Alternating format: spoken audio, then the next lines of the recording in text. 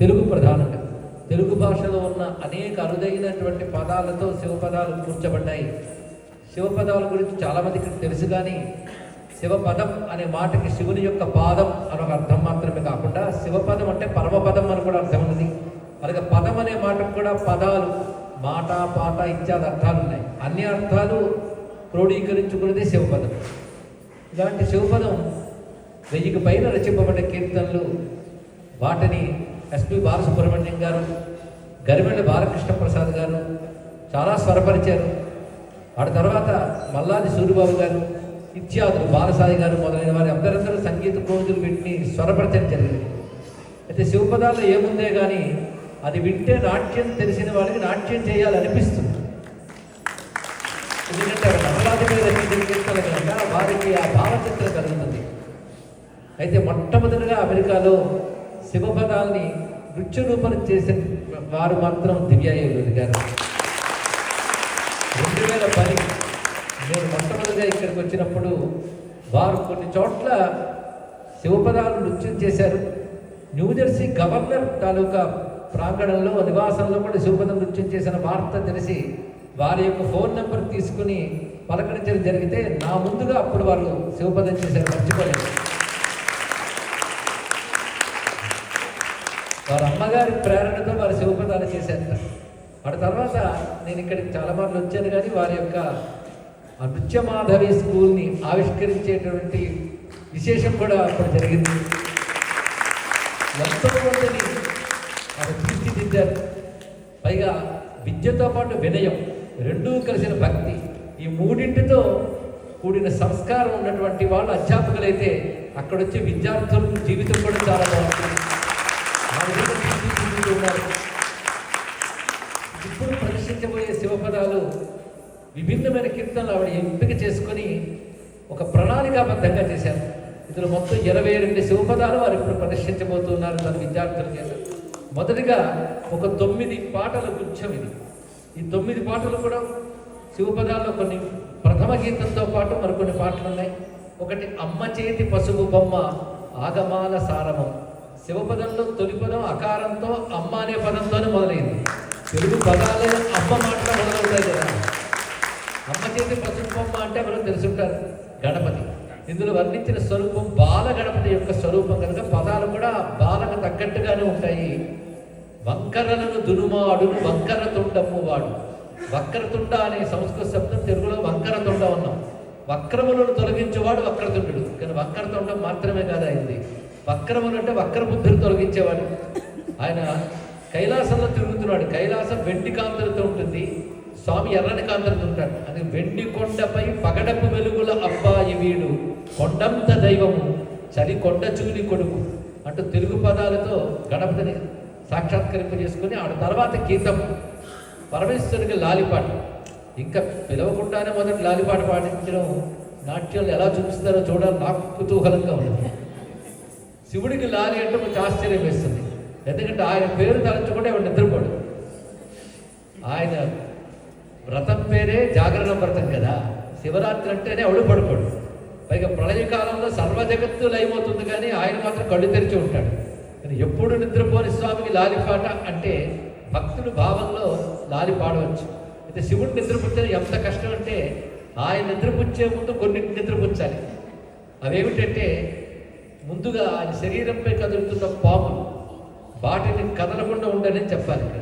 అందుకే బుసలు మాని కదలికలు మాని ఓ చిరువలార మచ్చికను వదగరే అని వాటిని ప్రార్థించి ఆ తర్వాత జడల పరుగులుడు వడుల గంగమ్మ సడిని మానుమా సామిని నరోహే ఆ నెత్తి మీద తిరుగుతున్న గంగమ్మను కూడా కాసేపు ఆగమని చెప్పాలి. పైగా ఆయన కళ్ళు సూర్యుడు చంద్రుడు అంత లైట్ ఉంటే నిద్రపడటం కష్టం. అందుకే ఆ కళ్ళు మూసుకున్నాడు ఆయన. ఆ కళ్ళు మూసుకున్న అసలు బెట్టలేట్ చెప్పితే బాగుంటుంది, ఇంకా నెత్తిపై నెలవంక ప్రకాశిస్తున్నది. అందుకే చెలువంపు నుదుట శకగను మూసెను ఇనశసి నయనము లివియు మూసుకుని సిగపై వెలిగిన చిరుత వెన్నెలలు నగవలతో నిదరోయ మాసామి అంటూ ఆ బాల శివుని యొక్క లాలి బెజ్జమహాదేవి శివుణ్ణి ఒక బాలుడుగా తాను తల్లిగా ఆ భక్తిని చూపించింది, వాత్సల్య భక్తి. ఆ భక్తిభావం ఈ కీర్తనలో కనబడుతుంది. అసలు ఆయన అలసిపోతాడా? 5 కృత్యముల ఆటలలో పడి అలసిన మాధుర సెదతీరను. 5 కృత్యములు అంటే పంచకృత్యాలు ఆయన యొక్క జగన్నిర్వహణ, అవి చేసి అలసిపోయాడేమో. అసలు నిద్రపోతున్నాడా? నిద్ర నటిస్తున్నాడా? ఆయన నిద్ర నటించాడంటే ఆయన తాపసనిష్టలో ఉన్నాడేమో అంటూ ఈ లాలిపాటని ఎలా ప్రదర్శిస్తారో చూడాలని నాకు కుతూహలంగా ఉంది. బాలాత్రిపుర సుందరి లీలామయి చిద్భావ మంజరి అని ఒక కీర్తన. ఇది బాలాత్రిపుర సుందరిగా అమ్మవారిని సాక్షాత్కరింపజేస్తూ క్రమంగా లలితాదేవిగా ఆ తల్లి ప్రత్యక్షమవడం అనేది కీర్తనలో ఉంటుంది. దాని అప్పట్లోనే వారు ప్రదర్శించేది నాకు ఇప్పటికీ మనసులో గుర్తున్నది. మళ్ళీ చూడబోతున్నాం ఇప్పుడు బాలాత్రిపుర సుందరి అనేది. తర్వాత ప్రదోష కాలంలో శివుడు నాట్యం చేస్తాడు. ఇప్పుడు భావనే ప్రదోషం, సమయం కాకపోయినా. ఈ ప్రదోష కాలంలో కైలాసంలో నటరాజు నాట్యం చేస్తూ ఉంటే అనేక మంది దేవతల దర్శనానికి వెళ్తూ ఉన్నారు. వాళ్ళు చూసి ఆనందిస్తున్నారు. ఆ ప్రదోషకాల శివతాండవ వైఖరి ఇప్పుడు మనం చూడబోతున్నాం. ఇందులో నట్టువాంగంగా ఉన్నటువంటి వారు ఎవరు అంటే అమ్మ సరస్వతీదేవి గీతము వీణ మీటుతూ ఉన్నది. అదేవిధంగా నారాయణ మృదంగం మ్రోగిస్తూ ఉన్నాడు. ఇంద్రుడు వేణువు మోగిస్తున్నాడు. ముబ్బలతో పురుహూతిని మురళి మంతనాలతోడు, దానికి తోడు జతులు కలిసేటట్టుగా హరి మృదంగలయ్యలతోడు స్వామిని అడుగులతో ఆడడానికి జతగా గౌరమ్మ అడుగుతోడు. నీతో నాట్యం చేస్తున్నప్పుడు ఆ కాలి మువ్వలకి నా హృదయం తోడు అని చెప్తూ శివుని యొక్క ప్రదోష తాండవ వేళని దర్శించబోతున్నాం. మరొకటి త్రిపురాసుర సంహారాన్ని ఒక కీర్తనలో చూడబోతున్నాం. కనకనగ కోదండధారి ఘన మహాదేవ త్రిపురారి. కనకనగం అంటే మేరుపర్వతం. మేరుపర్వతాన్ని ధనుసుగా తీసుకుని, భూమిని రథంగా చేసుకుని, వేదాలను గుర్రాలుగా చేసుకుని, బ్రహ్మని సారథిగా చేసి, స్వామి వాసుకుని వింటినారుగా చేసుకుని, విష్ణువుని బాణంగా చేసి త్రిపురాసురు సంహారం చేశాడు. అసలు త్రిపురాసురులు ఏంటంటే పాపాలతో నిండిపోయిన మన త్రికరణాలే, అంటే మనసు, మాట, శరీరం, ఇవే త్రిపురాసురుడు అనుకుంటే ఆ పాప భారాన్ని తొలగించడానికి పరమేశ్వరుడు గురుస్వరూపంగా నిలబడి విష్ణుబాణ ప్రయోగంతో ఆ పాప సంహారం చేస్తున్నాడని భావం చేయడం జరిగింది కనకనక కోదండధారి కీర్తనలో. ఇంకా శంభో శివ శంభో శివ ఓ నటరాజ అనేది చిదంబరంలో నటరాజు చేసేటువంటి నాట్య వైభవాన్ని వర్ణించే కీర్తన ఇది. మరొక కీర్తన 7వ కీర్తన మృత్యుంజయ స్వరూప వర్ణన. ఆగమాల్లో మృత్యుంజయుడు ఎలా ఉంటాడో చెప్పారు. ఒక దివ్యమైన పద్మంలో కూర్చుని ఉంటాడు. 8 చేతులు వాడు.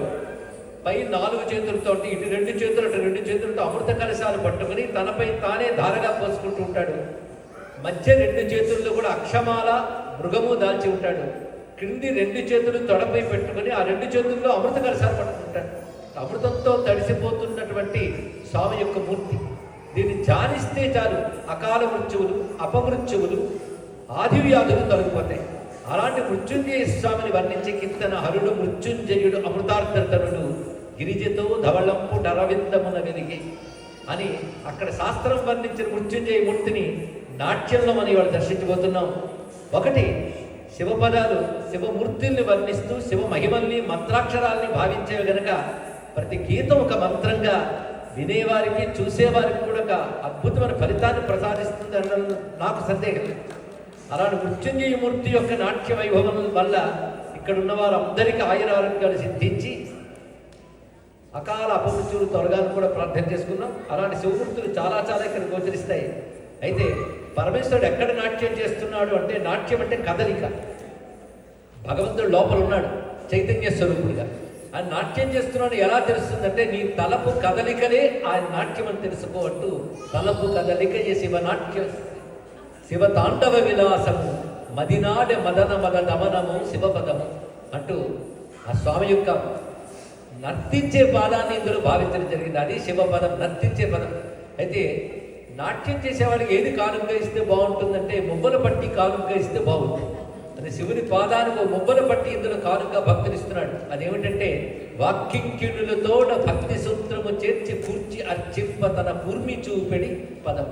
మాటల్ని మువ్వలు చేసి భక్తి అనే సూత్రంతో దాన్ని పట్టికగా చేసి శివుని పాదాలకు సమర్పిస్తూ శివపదాన్ని ధ్యానించే కీర్తన ఇది. తర్వాత చివరిగా ఒక మెరుపు మెరిపించారు. హనుమంతుడు తీసుకొస్తున్నాడు చివరికి 9. వాణిజ్యరంగా చాలా కాలం క్రితం గానం చేశాడు. నేను హనుమంతుడిపై రాముడిపై రచించిన కీర్తన చాలామందికి తెలియదు, కానీ వారు విన్నారు. వాణిజ్యరావు గానం చేసినది. ఇందులో రాముడు హనుమంతుడిని ఎలా మన్నించాడు, సీతమ్మ ఎలాగా గౌరవించింది అనేది మొదలు పెడుతూ హనుమంతుడి యొక్క వైభవం. ఈ హనుమంతుడు కూడా రామాయణ హనుమంతుడు, భారత హనుమంతుడు కూడా ఇందులో కనబడతారు. అలాంటి హనుమంతు స్వరూపాలు చూడబోతున్నాం. ముందుగా ఈ గుచ్చం చూసిన తర్వాత గుత్తి ఏమిటో తర్వాత తెలుసుకుందాం.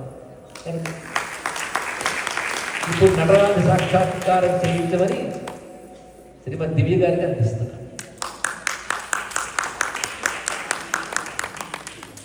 కృష్ణ గురువు గారు.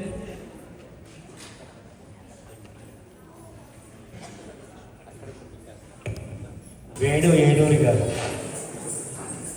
మరో కోడలి వ్యక్తి, ముఖ్యమైన వ్యక్తి వేణు ఏలూరి గారు. ఒక్కసారి వేణు ఏలూరి గారికి కనకాడుతుంది.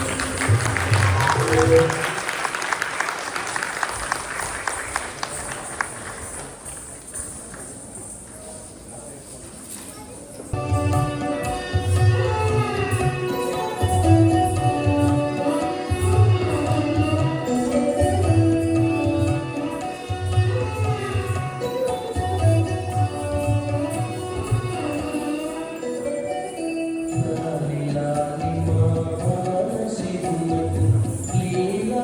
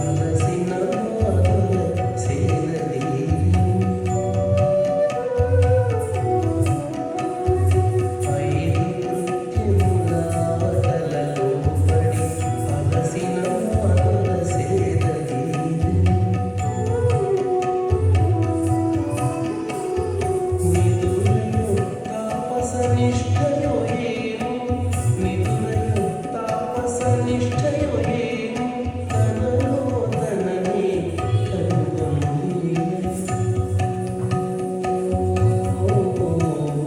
తనలో తనని కనుగొని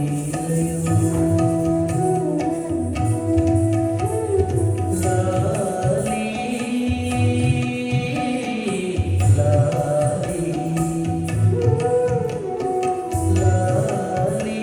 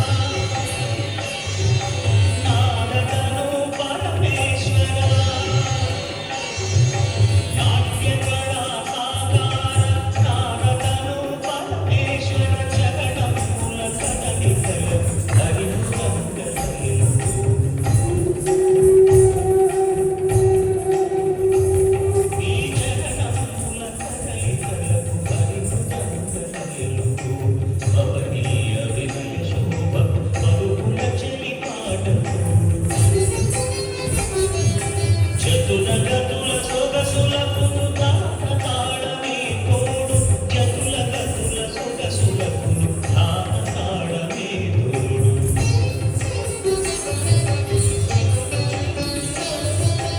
ఇది ప్రదోష సమయం సర్వేశ్వర నటరాజ తరలి వచ్చి రమడు నీ తాండవ శోభను చూడ ఇది ప్రదోష సమయం సర్వేశ్వర నటరాజ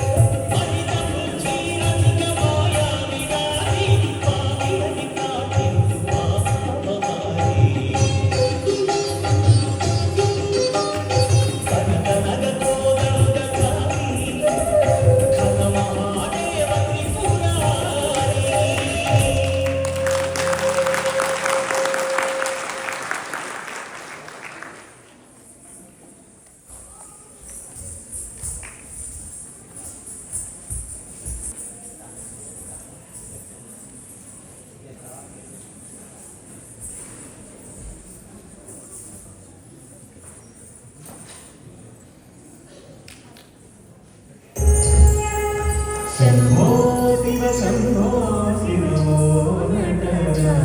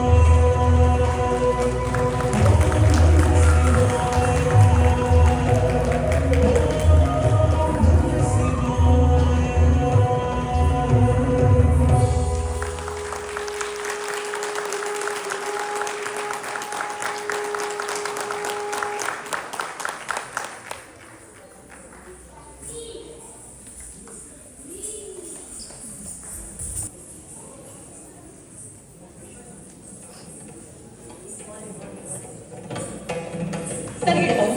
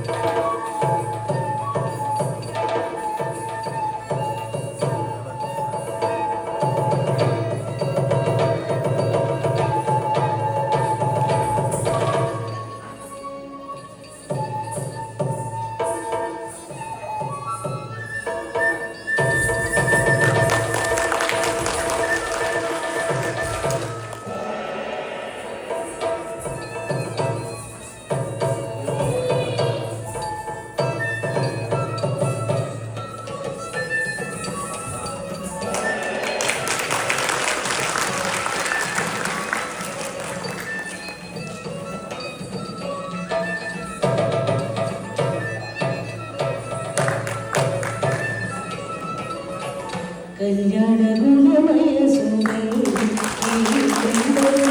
మోక్షగురు జగములకు పుష్టివదనుండినను కళ్యాణ గుణమయ సుందరి ఈ కైందవులు మోక్షగురు జగములకు పుష్టివదనుండినను మృత్యుబంధము నుండి విడిపించుదోయినను మృత్యుబంధము నుండి విడిపించుదోయినను పలుదత్త పదవిను సదాశివుడు మృత్యుబంధము నుండి విడిపించుదోయినను పలుదత్త పదవిను సదాశివుడు కేవలుడు మృత్యుజయుడు అమృతరతను గిరిజతో గగనంత వరవేదమునరిగరు మృత్యుజయుడు హరు మృత్యుజయుడు హరు మృత్యుజయుడు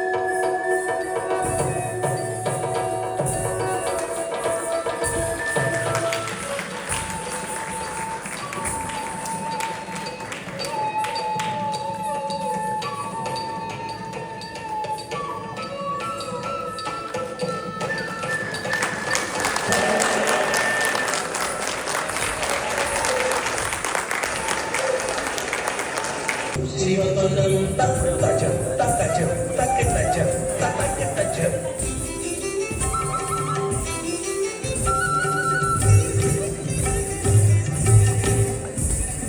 తలపు కదలిక శివ తాండవ విలాసము తలపు కదలిక శివ తాండవ విలాసము మదినాడే మదన మదన మనము శ్రీపదము తలపు కదలిక శివ తాండవ విలాసము మదినాడే మదన మదన మనము శ్రీపదము తలపు కదలిక శివ తాండవ విలాసము తలపు కదలిక శివ తాండవ విలాసము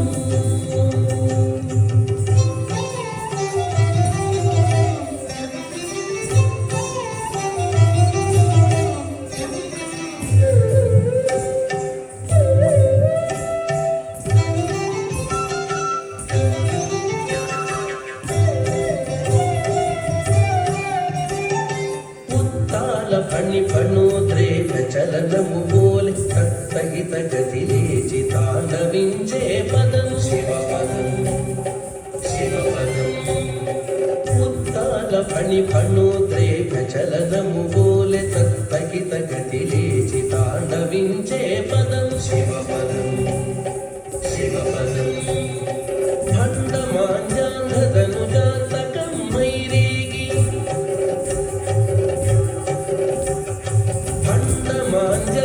భండమాంజాంధను మైరేగి శ్రీమయ మహోత్సాహ సిద్ధి కూర్చడి పదం శ్రీమయ మహోత్సాహ సిద్ధి కూర్చడి పదం తలపు కదలిక శివ తాండవ విలాసము మదినాడే మదన మదన మనము శివ పదము తలపు కదలిక శివ తాండవ విలాసము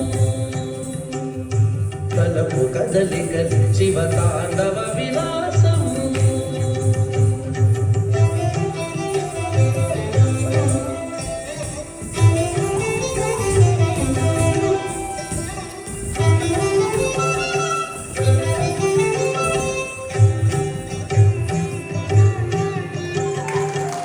మనసంతనైన తొలగించి మోదమిడు పరిపూర్ణమానంద పదము ఈ శివ పదం శివపదం శివపదం నలు మనసంత వెతనైన తొలగించి మోదమిడు పరిపూర్ణమానంద పదం ఈ శివ పదం వాకింకిణులతోడ భక్తి సూత్రము చేర్చి వాకింకిణులతోడ భక్తి సూత్రము చేర్చి కూర్చి అర్పింపతన కూర్మి చూపెడి పదము వాకింకిణులతోడ భక్తి సూత్రము చేర్చి కూర్చి అర్పింపతన కూర్మి చూపెడి పదము తలపు కదలికలి శివ తాండవ విలాసము మదినాడే మదన మదన మనము శివ పదము తలపు కదలికలి శివ తాండవ విలాసము మదినాడే మదన మదన మనము శ్రీపదము తలపు కదలికలి శివ తాండవ విలాసము తలపు కదలికలి శివ తాండవ విలాసము